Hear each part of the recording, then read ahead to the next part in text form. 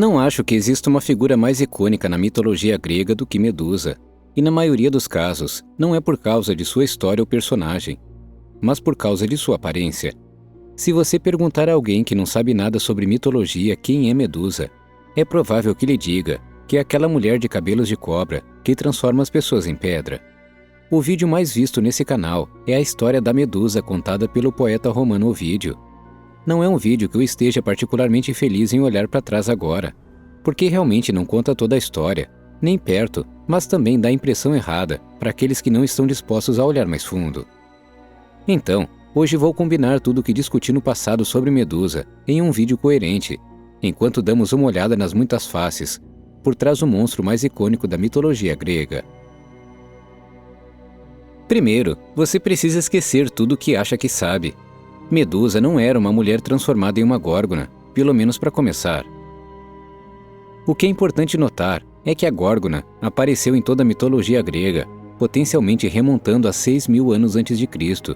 Então, sua aparência e significado passaram por várias mudanças. A primeira menção de mulheres de cabelo de serpente vem com as Eríneas ou as Fúrias. Essas três estavam encarregadas de punir os homens que cometeram crimes indescritíveis na Terra. Elas foram retratadas como mulheres feias e aladas, que tinham serpentes venenosas entrelaçadas em seus braços, cinturas e, mais importante, em seus cabelos. As Eríneas podem não ter sido consideradas górgonas, mas eram semelhantes em aparência às primeiras górgonas. A primeira górgona é referida como a Górgona Anciã, que por alguns foi considerada a mãe da Medusa, enquanto outros igualavam esta imagem a outra figura conhecida como Gorgo, a filha do titã Hélios. Apenas olhando para Gorgo, é muito difícil dizer, mesmo que seja uma mulher, essas primeiras representações não são mulheres sedutoras com cobras no cabelo. Elas tinham barbas, presas e cabelos encaracolados, que podem ter sido de onde começou a transição para as cobras. Gorgo acabaria sendo morta por Zeus durante a titanomaquia. Neste momento, as górgonas não tinham nenhum propósito real, e Medusa certamente não era mencionada pelo nome. Essas estranhas mulheres barbudas continuaram aparecendo, até serem estabelecidas como protetoras dos oráculos. Suas aparências mais uma vez mudaram. Agora tinham pele escamosa, asas, garras e mechas de cabelo entrelaçadas com serpentes, uma mistura de eríneas com arpias.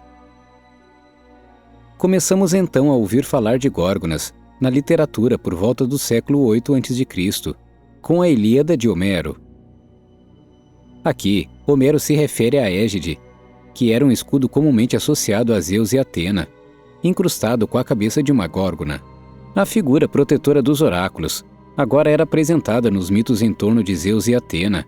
Nessa época, não era tão estranho que muitas culturas tentassem afastar o mal com algo ainda mais aterrorizante. Até a Ilíada, tudo o que registramos sobre as górgonas vem da cerâmica e das esculturas. Então o século 8 a.C. marca quando as górgonas começaram a se desenvolver como personagens em termos de história. Na próxima peça de Homero, a Odisseia, a górgona é mencionada mais uma vez como um monstro terrível, e pela maneira como está escrito, parece que Homero acreditava que havia apenas uma górgona. No século 7 a.C. é onde o mito começa a se tornar familiar. Em sua Teogonia, Hesíodo afirma que existem 3 górgonas, as filhas das divindades primordiais do mar Ceto e Forces. Esta é também uma das primeiras vezes que elas são mencionadas pelo nome: Esteno, a poderosa, Euríale, do mar largo, e Medusa, a rainha. Ele as escreveu como vivendo no lado mais distante do Oceano Ocidental, que se acredita ser na Líbia. Dessas 3 irmãs, Medusa é descrita como mortal, mas não está claro se ela era mortal, pois parecia diferente das irmãs, pois envelheceria. Esculturas e vasos dessa época sugeriam que todas as 3 ainda eram vistas como tendo uma forma monstruosa. Em 490 a.C., o poeta Píndaro se referiu a ela como Medusa de bochechas claras. À medida que mais poetas mencionavam a Medusa e as górgonas, elas se estabeleceram como tendo não apenas serpentes no cabelo, mas também um olhar que poderia transformar qualquer um em pedra. Agora, tenho certeza que o que a maioria das pessoas estava esperando é a história que envolve Medusa, Poseidon e Atena, porque é aí que está o verdadeiro drama. Hesíodo menciona brevemente essa sedução, dizendo que eles se deitaram em um campo de flores da primavera. Mas isso é praticamente encoberto na maioria das vezes. Quando Ovídio publicou suas Metamorfoses no século VIII d.C., ele falou sobre mais de 200 mitos diferentes, e um dos mais populares foi a história da Medusa. 3 coisas que são importantes notar sobre Ovídio. Primeiro, é que muitas de suas histórias são muito mais dramatizadas do que os poetas que vieram antes dele. Segundo, ele não era um grande fã dos deuses. Então, toda oportunidade que ele tinha de pintar os deuses e deusas em uma luz negativa ele aproveitava. E terceiro, ele também era romano. Isso é importante, porque os romanos viam alguns deuses sob uma ótica diferente. Os gregos Atena e Ares eram bons exemplos. Ao contrário daqueles que vieram antes dele, Ovídio foi um dos primeiros a descrever Medusa como completamente humana, uma jovem donzela, sem os traços físicos possuídos por suas irmãs. Nessa interpretação, Poseidon tenta seduzir Medusa, e quando ela rejeita seus avanços, ela foge para um dos templos de Atena. Ele a segue para dentro e a possui à força em cima de um altar, se é que você me entende. Não posso citar aquela palavra aqui por conta das diretrizes do YouTube. Atena, vendo esses eventos se desenrolarem, ficou irritada por seu templo ter sido profanado. Então, ela puniu Medusa transformando-a em um monstro de cabelos de cobra. Qualquer homem que olhasse para ela a partir daquele dia seria transformado em pedra. Ela foi então exilada, e a próxima vez que ela aparece é na história de Perseu, que precisa recuperar sua cabeça para derrotar o monstro marinho Cetus. Com a ajuda dos deuses, Perseu decapita Medusa, e de seu pescoço saíram seus 2 filhos, o corcel alado Pégasus e o gigante dourado Crisaor. As maldições a impediram de dar à luz, e o pai era, claro, Poseidon. Este problema com a versão de Ovídio é que é o único que afirma ver essa interação entre Poseidon e Medusa, e também pinta Atena sob uma luz que nunca vemos em nenhum dos poetas gregos. As ações de Poseidon não estão fora do normal para ele. Mas aqui Atena é ciumenta, mesquinha e bastante irracional. Ela está com ciúmes da beleza de Medusa.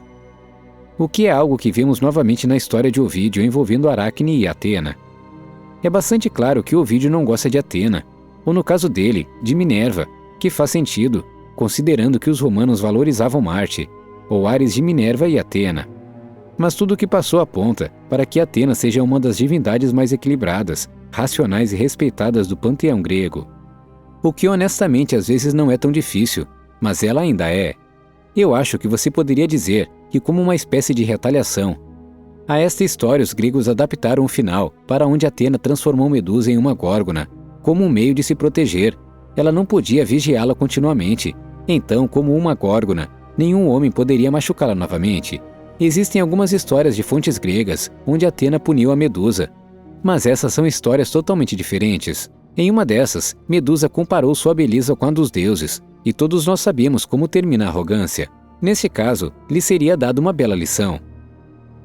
Existem também variações dessa história, onde Medusa dormiu com Poseidon, no templo de Atena, para seu próprio ganho pessoal. Então, novamente, a punição aqui faz mais sentido. Não é coincidência que o vídeo original da Medusa, que fiz há 2 anos, explodiu logo depois que ele foi também lançado no mainstream. Não sei se as pessoas honestamente acreditavam que era mais do que uma história fictícia, ou se a história de uma mulher ser agredida sexualmente e depois culpada é algo que ressoou com aqueles que passaram por uma experiência semelhante. Não estou aqui para dizer que você está errado, se essa é a versão da história da Medusa que você acha mais relacionável. Mas se a única coisa que você tira da história de Ovídio é que Medusa foi uma vítima tratada injustamente, então muita coisa é perdida. Se você for pela versão de Ovídio, mesmo em sua própria história, ela não tem importância.